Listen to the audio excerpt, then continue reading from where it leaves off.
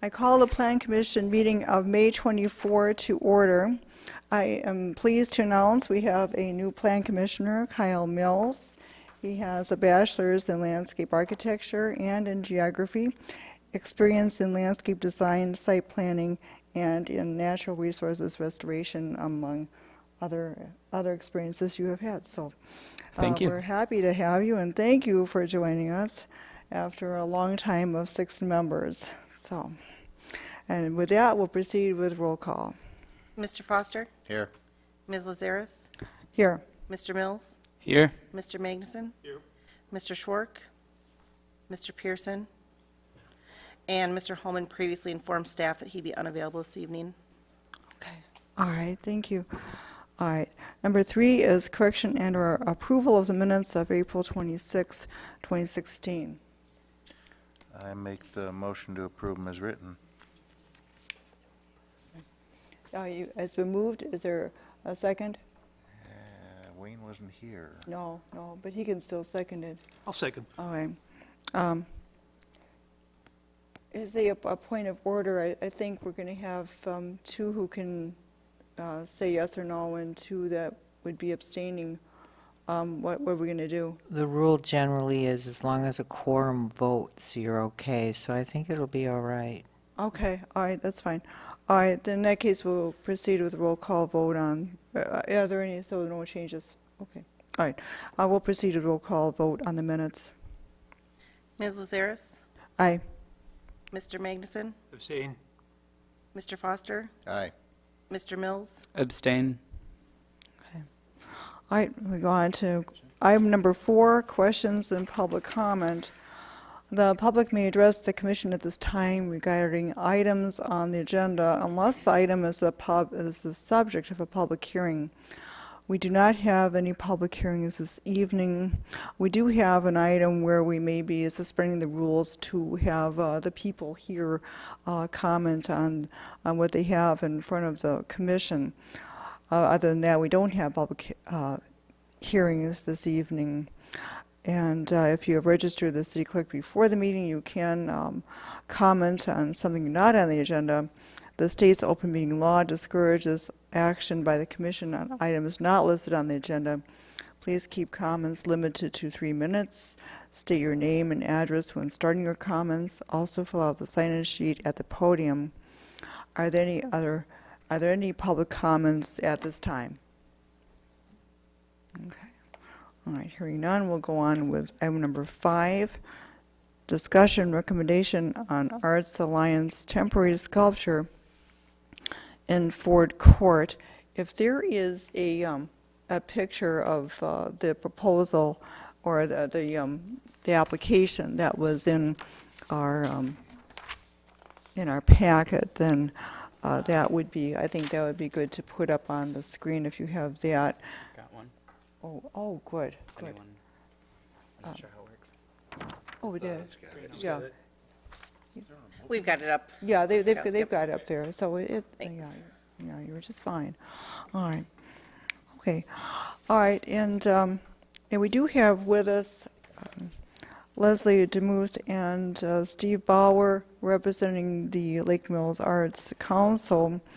If anyone wants to ask questions, or if they want to say something about the sculpture, then I would look for a motion to suspend the rules to have them speak. Is there a motion to that effect? So move. Is there a second? Second. Excuse me, second. Moved and seconded. All those in favor say aye. Aye. Anyone opposed? Yeah, go ahead, Mr. Bauer. Did you want to speak first about the proposal? I'll have Leslie speak Oh, very first good. and Okay. point out some things. Okay.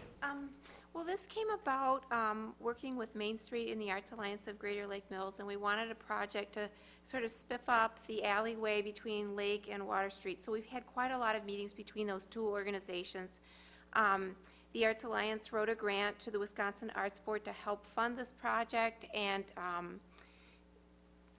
we got that grant, so that was great, and the Arts Alliance is also funding it. So we talked to many community groups, probably over 20, as to what would be an appropriate theme to put for the art for back there, and the most common theme chosen by the community was the theme of water and the lakes. So as we moved along, we found an artist, and she makes sculptures of women, and they relate to different themes, and they're poured aluminum.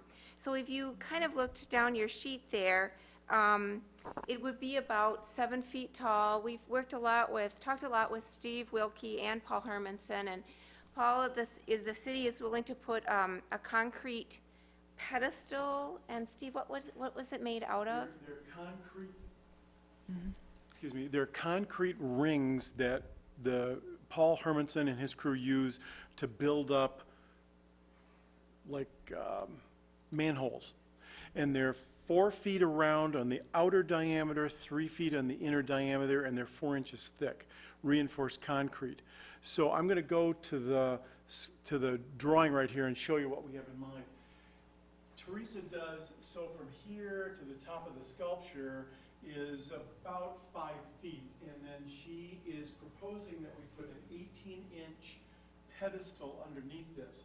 And I spoke to Paul about that, and that he and his crew would come down here and position those at Ford Court so that Teresa could then construct this.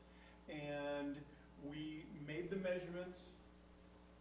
measurements, and there's ample wheelchair accessibility on both sides of that. It's not going to interfere with anything. So, that's what the base is going to look like. So I'm just going to go quickly because I know you're busy. So then we have changed some dates from your sheet, and one would be the installation would begin June 19th, and then she would work on the 20th and the 21st.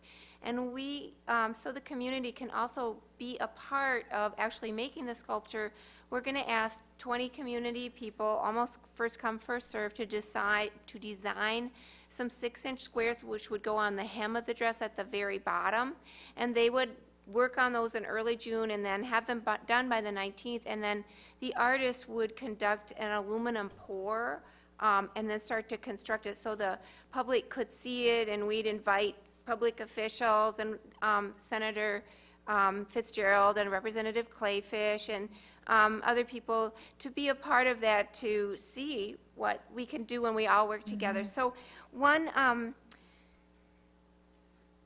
so the sculpture would go in June, and then it would be deinstalled in late September. And if we all liked it and it was enthusiastically received, we would have an option to buy it, and if the city would choose to accept it as a gift and have a place that they could put it. And can you think of anything I'm forgetting? She is going to come in on the 19th, which is a Sunday. We still don't know exactly what time it is, but that's when these 5-inch by 5-inch scratch blocks, she's going to have community members take these scratch blocks and then dig out something like a wave or a turtle or something that relates to lakes and water or whatever the case may be, whatever the artist wants to do, and then she will then pour the aluminum on Sunday. She's going to set our furnace up in the parking area back here and do that pour on the spot, so community members will be able to watch that. So 2 things. One is that she's got insurance, and we have insurance, and Steve brought the certificate of insurances down to Betsy Milbrath today, or Milbrath. And I also put on the back of her a little bit of the artist's resume. I shortened it, but she's very experienced. She has artwork around the country, and she's been teaching this past year at UW Whitewater, and she has a lot of experience doing these pours even with school children. Just to say that public would just be looking at that. They wouldn't be participating in the actual aluminum pour. Plan commissioners, do you have any questions? So is this the sculpture? Yeah, the sculpture by Teresa there, is that the actual picture of the sculpture already, or is this just a representation of it right now? You know, that was an example of one Okay. that she did in another city, but I just thought it was best to have a visual there. And then Gotcha. that's a very rough sketch that she made. she said that she would put a patina on the aluminum. I'm not a sculptor, but that it would turn it sort of blue-green. So the idea, I think, is that the skirt coming up in aluminum would have different designs that would remind you of water, and then maybe just the celebratory top of the woman. Okay. So it would be closer to the sketch then? Yeah. Yeah, correct. Oh, yeah, okay. And I'm not sure what the theme of that one was. I just thought it was helpful to give you an idea of the size and the shape of it. Plan Commissioners, do you have any other questions? What the Plan Commission is being asked to do is recommend to the council whether to approve it. So, you know, I think of public art, and we talked about that during the time of the comprehensive plan. So, if you are so inclined, I would look for a motion to recommend approval of this temporary public art installation. So moved. I'll second it. Moved and second. Any further discussion? All right, hearing none, then we'll take a roll call vote. Mr. Mills? Aye. Mr. Magnuson? Aye. Mr. Foster? Aye. Ms. Lazarus? Aye. Motion passed 4-0. Go for it. Thank you very much. Okay, thank you. All right, the next item, item number 6, discussion on sign ordinance amendment. We'll start by Dustin Wolf. Will you go ahead and do the overview of the case and the decision and so on, and where we're at today, and how this is shaping up for the city of Lake Mills? Certainly. It's important to note this isn't just applying to the city of Lake Mills. This is applying to cities across the country. As is often the case, when the state Supreme Court or the U.S. Supreme Court makes a decision on something, it has some trickle-down effect, some impact on local communities and the way you do business. And this is no exception. Sign issues are very contentious in the state and across the country. And in many instances, communities are making decisions based on their sign codes and zoning enforcement. And in this case, down in Arizona, the local community of Gilbert made some decisions as it related to a church that was putting up signage to direct people to their church when there was certain events happening and services happening. As is often the case with sign codes, you generally have to look at various sections of the sign code to see what applies. Is it a sign for the building? Is it a sign directing you to something? In a religious case, is it something that is exempt from sign regulations because it's religious? The long and short of sign codes is you're not allowed to regulate content. Regulation of content violates free speech. So that's a protected issue, of course. And so that's what happens when a municipality, in this case Gilbert, Arizona, made some decisions on its zoning code, in their sign code. The petitioners, in this case the church, felt aggrieved by them and initiated an action. In this case, it took a while, but it found its way up to this U.S. Supreme Court. And the U.S. Supreme Court said that signage such as what we would normally call directional signage, helping you find either your way around a site or to a site, was content-based. So in essence, you had to read the sign to understand what kind of sign it was, and then that's how the community was regulating it. So how do you know it's a directional signage? Well, you would look at it and it would tell you how to get somewhere. That became content-based. So the U.S. Supreme Court says you can't do that. So whether it was a sign that said drive-through or church this way, or a political sign, you have to read a political sign to understand what the sign's about, those all become content-based regulations. And so we've had to, based on that ruling, reevaluate how the city's sign code is structured and handles such signage. So City Attorney Schmidt Ms. Lazaris and myself started working through the existing sign code to address issues as it relates to the U.S. Supreme Court ruling from 2015. No other issues with the code were addressed. It was really to ensure that the sign code is complying with the ruling of the U.S. Supreme Court. So what's been provided to you and made available on the city's website are a markup of the existing sign code, as we felt that it addressed the issues raised by the U.S. Supreme Court, and then Ms. Lazaris had some supplemental comments from the initial draft that was brought forward to you. Looking at Vicki to make sure I kind of summarize things effectively. Basically, the reason why it's kind of a big deal is our code had different sets of rules based on what kind of sign it was, based on the content. So some people would get a pass, they wouldn't have to get any kind of a permit. Other people would be regulated depending on what kind of sign it was. And the U.S. Supreme Court says that's no longer possible. So we had to change our ways and change the code. So the first page that's been provided to you, the first couple pages are the definitions. The definition section of the zoning code is where you go to find out what it is we're talking about and how we're, again, defining it so we know how we're regulating it. So some changes have been proposed. I should take a step back. We're not looking for any action tonight. We're introducing this to you tonight for discussion purposes. If you're comfortable with some of the changes and if there's some tweakings, we'd like to schedule a public hearing for a future meeting.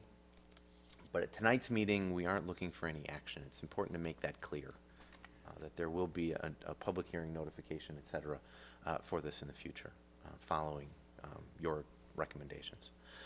Back to that.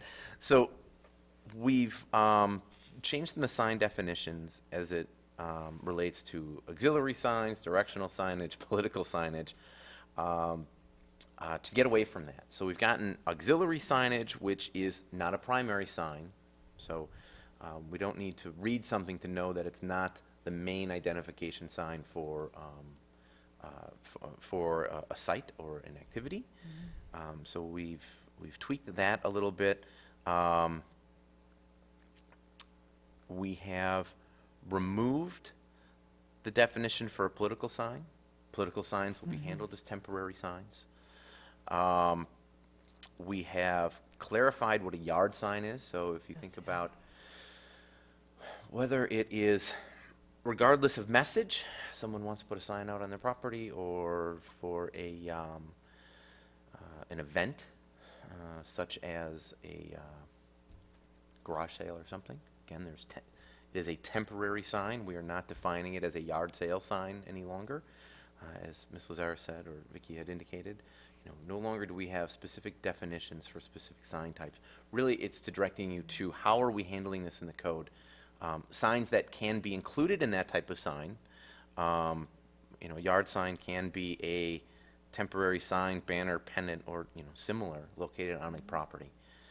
But again, we aren't specifically calling it out as a yard sign. It's going to be handled as a temporary sign in the code. I don't know if there's any questions on that before we dart into talking a little bit more about the sign code changes, the chapter on the sign code from the zoning code itself. Does this make sense why we're doing kind of what we're doing? As Pam had indicated previously to us, it streamlines things a bit. You take out a fair amount of language because you're handling things in one kind of similar fashion.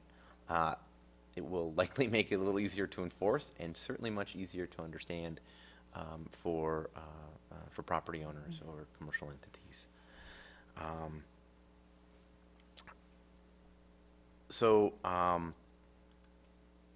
So with that, some of the things that got changed were the previous code referenced advertising signs. We've removed that language because you'd have to read it to know that it was an advertising sign. So we've made some of those clarifications. The projecting signs, a projecting sign is a sign like you would have in downtown that simply is kind of located more perpendicular to the face of a building and kind of sticks out so you can read it as you're walking or driving by from the sidewalk. In the downtown area, they typically can project over the public right-of-way, which is the sidewalk. And the city has a procedure in place for handling such signage. And so that's the Privilege in Streets, and it goes through you and the council for approval. And it says that they have all their ducks in a row, so to speak. They have insurance, and the sign is located a certain height above the walkway and such. So we've made some changes there.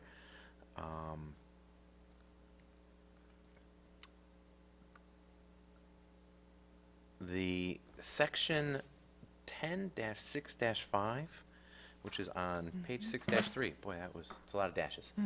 That is sign regulations for residential districts. There is not a lot of sign regulation for residential districts simply because they're not commercial. They are not really trying to attract a lot of attention themselves. But recognizing in residential areas, there typically are temporary signs for everything from selling a property, or a for sale sign, but you can't say a for sale sign now because you'd have to read it to know something's kind of for sale, or what could be a subdivision identification sign, etc. We start to clarify how these are handled in this language. We try to make sure that we have removed any language as it relates to anything content-based. So, saying names, addresses, advertising, etc., political messages, for sale, etc. We've removed that. Any regulation of that related to the sign and the code itself. I have one question. It was on a previous markup, section 10.6.3. Oh, certainly. A5. Yes. I see why you took advertising, but what does off-premise really mean?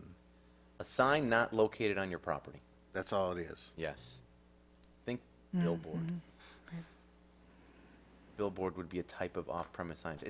Typically it's advertising something not on property you own or control or where the activity is happening.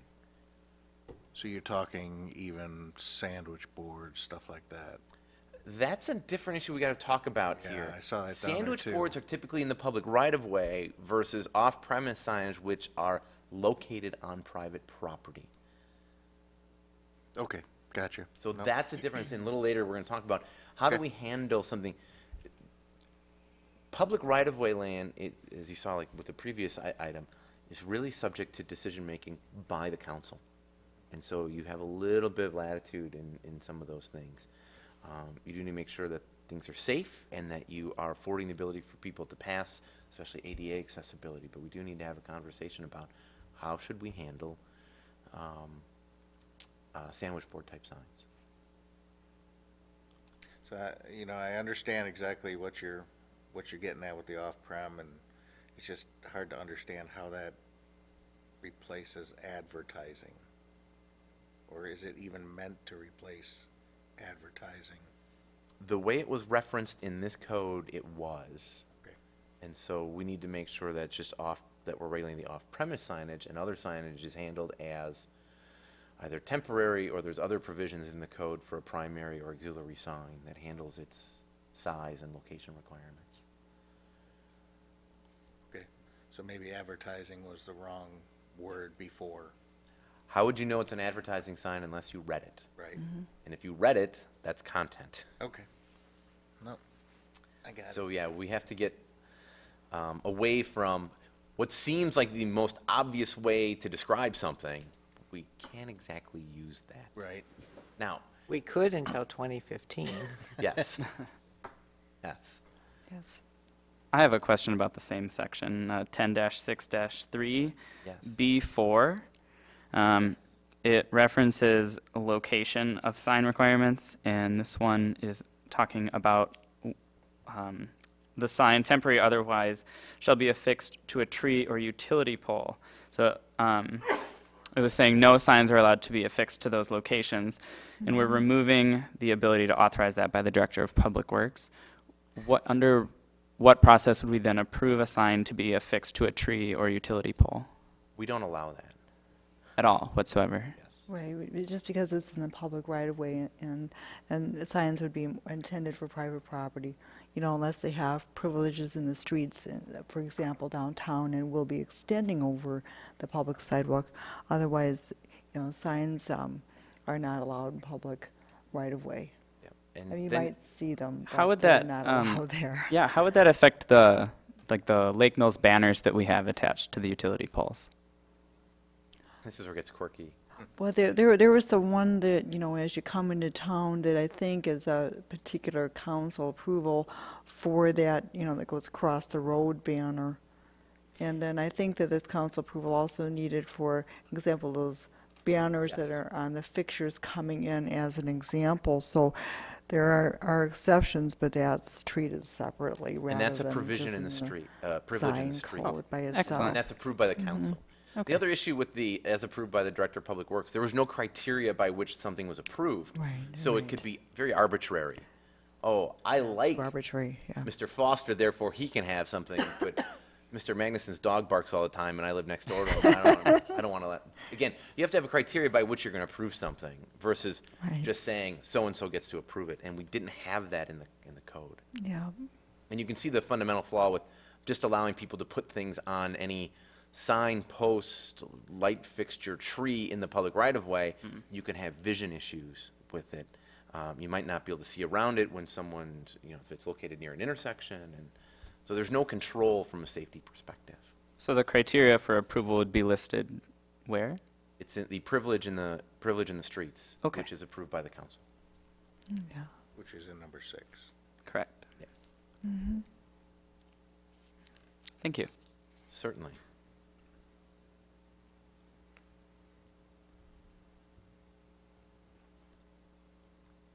Let's see. What am I looking for? I know Ms. Lazaris had some comments in between here. I was just going to run through the first iteration before we Yeah, step I'm back just to that, going if to that's wait. okay. I'm going to wait until your presentation, then I'll talk about my comments. So, on the bottom of page 6-6 is temporary signs. The comments, by and large, on the edge were, as we were, from a staff level, we're working through iterations, that's where a lot of those comments came from, and the changes that have been made are related to that, but we wanted you to see the comments that were, you know, how we were scrutinizing these things. So temporary signs, again, as I said, we've gotten away from specific types of temporary signs. We just have temporary signs, and you're allowed to have temporary signs. So you can still specify an amount of time for temporary signs. The time, place issues still are allowed. It was the content side. So here we're saying you can have temporary signs for a maximum of 60 days with any 12-month period. And then you can't have too many signs, so we have a limited number of signs that are allowed out at any one time. So that was kind of the first issue. And then we've allowed, or increased in some cases, the size of temporary signs to 32 square feet, and we've applied that uniformly for temporary signs. And the reason was because we are trying to make sure that, again, there is uniformity and ease of understanding the regulations. We didn't want to take a situation where previously you were allowed 32 square feet and then reduce it from that for certain applications. And that was one of the things that we saw with political signs, that they were allowed to have the 32 square feet. So the changes that you're seeing there, while the red text, it looks like a lot in there, the double underline just means it was moved from a different section of the code. So most of that is language that has been in place in the city 4 years. And we have made changes to it. We moved into a different location because it was really in a place that didn't quite fit in where you were looking for it. We went to residential uses versus non-residential and institutional uses. We had to separate those out because we can, and there's very different applications for those types of activities. Very different single-family subdivision versus a church or a commercial entity here in town. So that's why we moved some of the language around. It used to just have a section on temporary signs, and everything was just listed. So those are some of those changes. I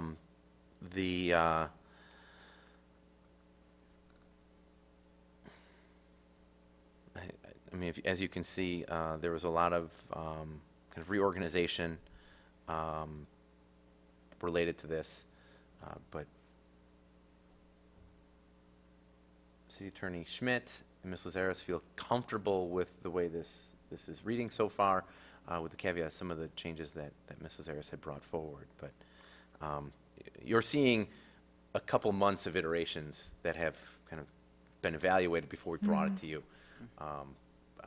because it can be a bit dull to start reading all of these things and figuring out where to put them. It's usually better to have something to react to. Then you'll see on the top of page 6-8,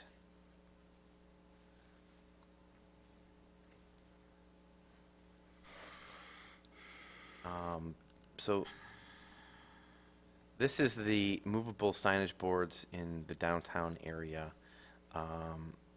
Signage should be located a maximum of 10 feet from a public entrance to an establishment. And on its face, that makes sense. If you're putting out a sandwich board, you want it near your business. But that brings up that issue about there are certain businesses that are not located kind of on Main Street or on Water or related, that they're located a block off, and they use the sandwich board kind of as a kiosk to direct people to some of their to those other businesses. We have not proposed language on how to handle that, and that's one of those issues we say, boy, we should discuss this at a plan commission level. And there's nothing that says you have to resolve that now.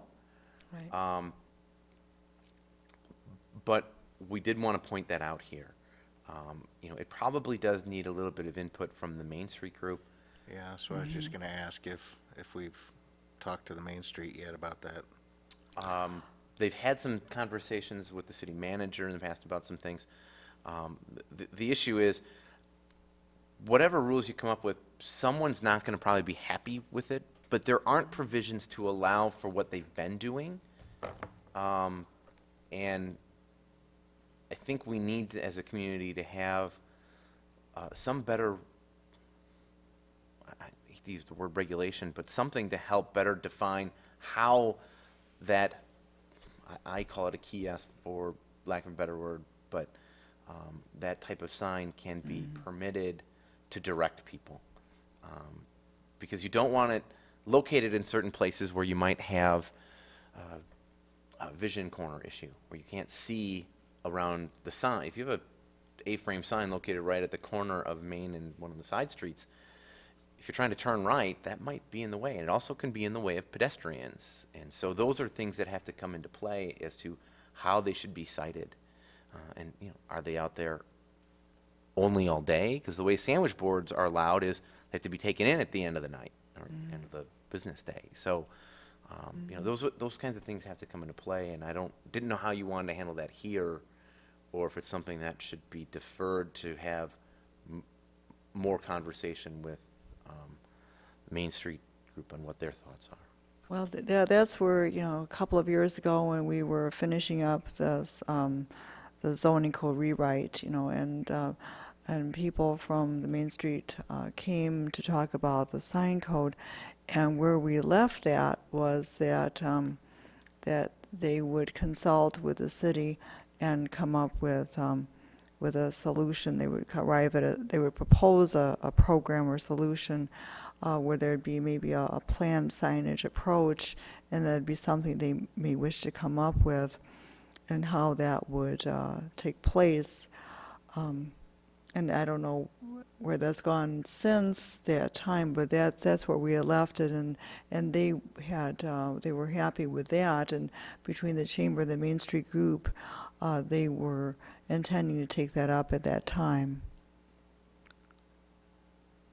Yeah, and I remember that too, and I haven't heard anything back. I haven't either. One point that might be relevant to this discussion is number 3 at the top of that page. It says signage shall be limited to the advertisement and sales of merchandise or services directly associated with the business type. Isn't that a way of regulating content? Maybe we would want to strike that or somehow reword that. I think we just missed that. I missed that too. Yeah, I would recommend striking number 3.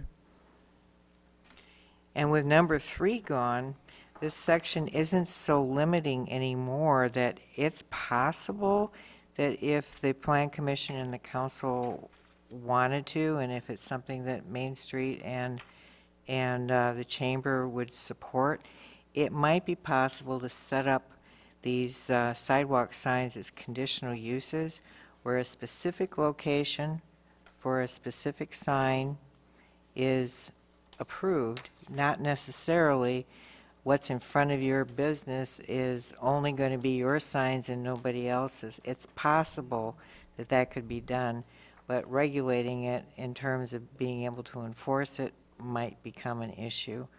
I did do some thinking about that a couple years ago when this came up, that there are devices that can be pounded into the concrete where you could number the location, that by where you put it and the number, that would be a way for the building inspector to be able to walk down the sidewalk and say, oh, this sign isn't where it's supposed to be, it goes over here, rather than having to look at diagrams. It's a way of possibly doing it. That's just something I had thought of. But without the input from Main Street and Chamber, we're just kind of possibly shooting in the dark on this one. Who reaches out to these groups? I mean, you got a spokesperson of some sort to get them? The Main Street Involved. director. Okay. Maybe I could. I think I'll call her and kind of revisit this whole thing, and maybe we can sit down also with Kate and from the Chamber and talk about that. And I think that might be a good thing, just to bring it back, because there's other things they have to think about day to day, and I'll call. We can have extra communication. Seems like a lot of times in the past, failure to communicate has always created an issue. Yeah. And the one reason why I think, sorry. Go ahead, I'm done. Oh, okay. The one reason why I think that we can be a little bit more relaxed about this to allow somebody to advertise their business at a location other than where their business is number one, we're getting rid of that section about off-premises advertising, or at least we're modifying it. But the other reason is, the distinction here is that this is public right-of-way. This is not a sign that's on your building that you own. So the rules can be somewhat different for the public sidewalk that doesn't obliterate the rest of the sign code, because downtown we're treating things differently than we are other places, because there is a difference. There's a way of distinguishing it because we're dealing with the public right-of-way. And how complex somebody would want to make it, that's sometimes a problem, because it's nice on paper, but in practice it doesn't always follow through. So the simpler that somebody could come up with something, possibly the better. And so I would encourage maybe a little meeting with Katie, Pam, possibly Dustin and myself to try to hammer something out.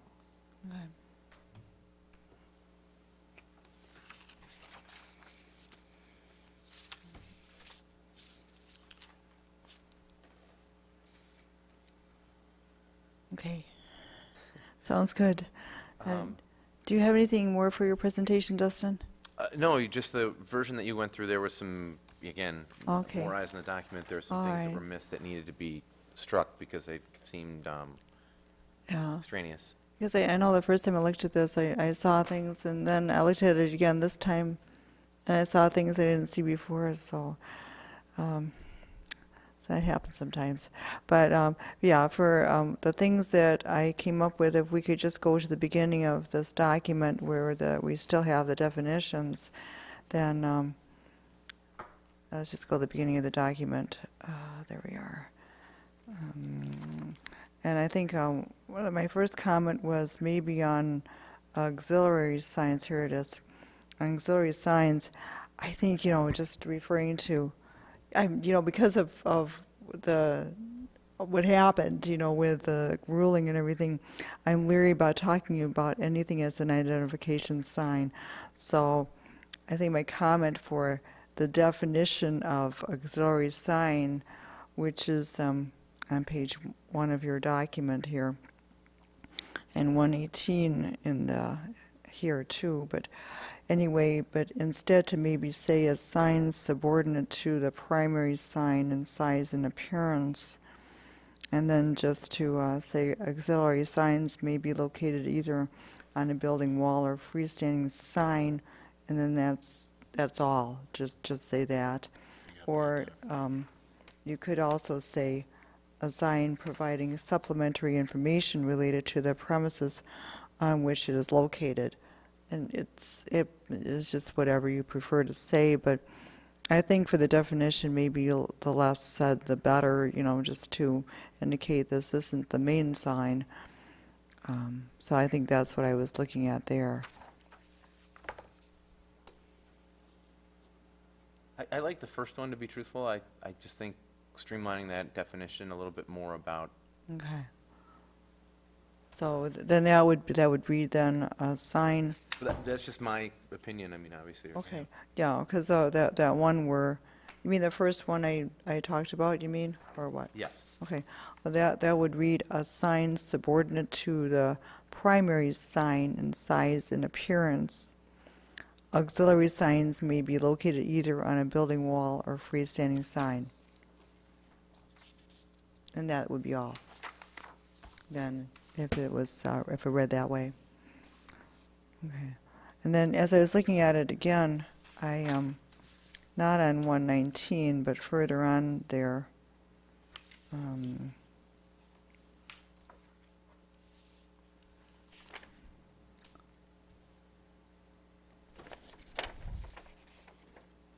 I think, another one I missed on this, what's it, page 119 and what is actually page 2 in the document, the definition for identification sign, we could probably just strike it. Yeah, I agree. I just realized that. We could probably just strike it. And then also on the other side, the directional sign, the two definitions for directional sign and on-premise directional sign, my thinking there was to strike those as well. Because you don't actually need it. When you look at the rest of the sign code as amended, it is not even talked about. I agree. So, let's see, then after that, let me see what else I had here. I didn't have anything else really until page 6.5 of this, which it ends up being page 8 on your PDF document. So where it says 6.5 as the page for the sign code, it's, you're looking at table 6.1, and here I was just saying that I'm recommending to strike in both boxes the end of the description or the number of signs and so on, where it says except for on-premise directional signs. You could actually strike it in both of the boxes. the phrase except for on-premise directional signs, because if you were to look at page 6-4, there is the provision for auxiliary signs, and that alone would be sufficient to cover, you know, the directional signs. So you don't have to say anything about them, and then they could be stricken from the table. Does everybody see that? Yep. Okay.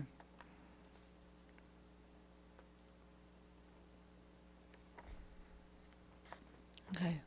What did you think about that? No, I agree.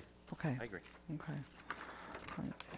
So that's all I had for that one. And then looking at page 6-6, which is in the PDF, it's page 9, but you know, looking more at that, this time thinking, go ahead and strike in the first paragraph under 10.6.7 temporary signs.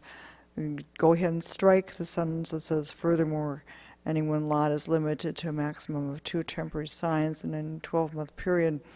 And you could really strike that, because you have a total size limit of all the temporary signs you may want to put out, especially this fall.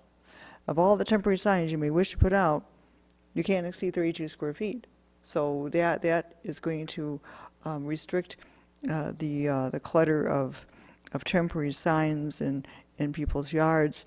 And 32 square feet it's a lot, because you think, well, that's not very much. It is a lot. It's a lot. One time there were so many people running, and I had 6 signs out, and the total of these 6 signs was 21 square feet. So 32 is a lot. It's a huge amount of signage. So I think it'd be all right to strike that sentence. Certainly. And then what else we're looking at in here? That so on and so forth.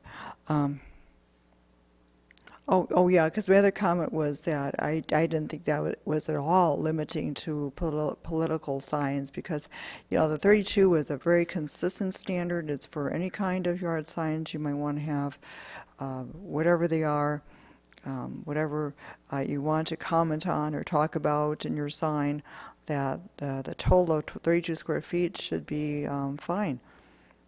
And I don't think in any way it's going to limit political speech whatsoever, because 32 is a 4x8 sheet of plywood. oh my goodness, it's huge. This is a lot. That This big? is a lot of square footage. But, you know, realizing that, you know, sometimes people have like maybe a political issue that they wish to have a sign about that. And you see that sometimes, or also, you know, some of the, at Easter or Christmas, some churches have a sign that is distributed to the members, and they put out that sign. I've seen that during those times in yards, and so some people want to have that out. And then it might be at a time when there's, I mean, Easter is an example.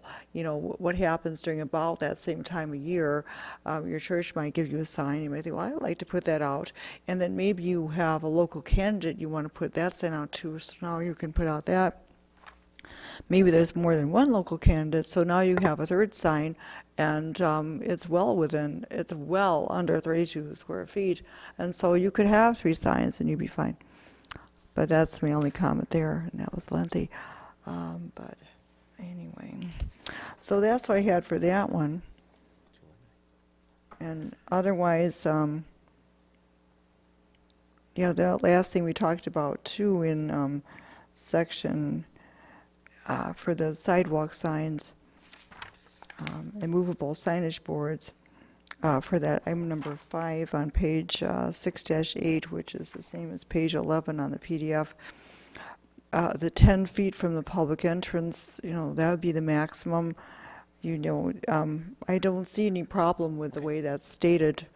If you wanted to, you could even say, shall be located no more than 10 feet from the public entrance, but it's the same thing, so, you know. If you're happy with it, Yeah. I'm happy with And it. so that's really all, these are the only comments I had.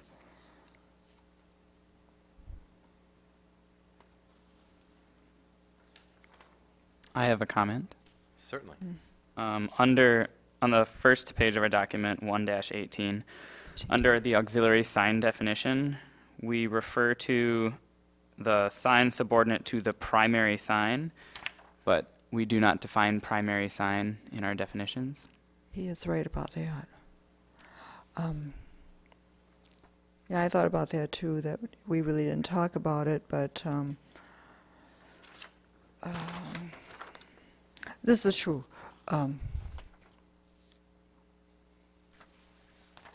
If we have limitations on the total number of square feet of signs on buildings, do we really care if it's auxiliary or primary? No, probably not. I don't think we do. I don't think we do care about it. But then, then there's the provision for auxiliary signs where it allows 50% of whatever you got to have for your other signs. And auxiliary signs, these could be directional, they could be anything. So I don't know, I think something for it would be all right. I would hesitate to try and define primary, but you could just say, you could even, I don't know, you could even call it an incidental sign if you wanted to. But, I don't know what else, another thing you could say is just a sign providing supplementary information related to the premises on which it is located. And, but I think there should be some way to have, like, these are, this is for the main sign you have, and these are for the other signs. But what are we going to call the other signs? I don't feel that there's a problem calling something the primary or the Probably main not, identification sign. because a lot of times, some things are not necessarily going to be defined in definitions, but in the case where there is not a definition, then it's just as understood by the location where you are, by anyone who would typically be reading the document. But So I do feel you need the auxiliary I think so, sign too. regulation for You the need- other, yeah. whatever other signage a Because of business everything wants we to did away have with. to direct people around the parking lot or Yeah. whatever it is, so. yeah, because we still have those, the directional signs in, out, food service, so we have all those things. We can put together a definition for the main identification sign or whatnot and just kind of see what your thoughts are on it. That'd be Yeah, helpful. Yeah, see if you can find something on it, that is, I've never seen one. But I'll it could be, look and see what we can come up no, so, okay. with. We'll get that included. Thank you. I mean, you look at it, the primary sign could be a wall sign, It can be. Sure. a marquee sign. And we aren't going to get into that. We're just I going know, to Yeah, it we're could not be a gonna monument sign, talk so about do we really need to? But go ahead, see what you can do. Yeah, Okay. yeah. Okay. Vicky will tell us if we're running down the wrong trail. Yep. Yes, yeah. Yep, I don't have anything else. okay.